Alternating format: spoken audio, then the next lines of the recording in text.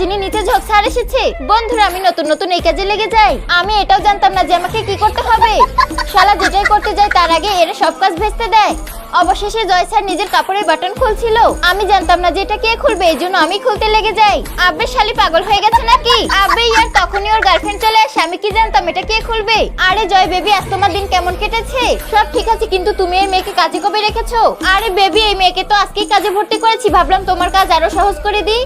আব্বে শালা এত বড় লোক তবু এত অলস। নিজের কাপড় বদলানোর জন্য কাজের লোকের দরকার, এর থেকে ভালো তো উলঙ্গই ঘুরে বেড়ানো। আরে এটা কি ভাবছো তুমি? আরে বেবি সব শান্ত আছে, তুমি পানি খাও, মনে হয় আজকে একটু বেশি কাজ করে নিয়েছো। আরে জয় বেবি চলো না আমরা বিয়ে করে ফেলি, তাহলে আমাদের সম্পর্কটা আরো বাড়বে আর আমাদের বাচ্চাও তো নিতে হবে। হ্যাঁ রিয়া, কিছুদিন অপেক্ষা করো, আমি ডিসাইড করে বলবো।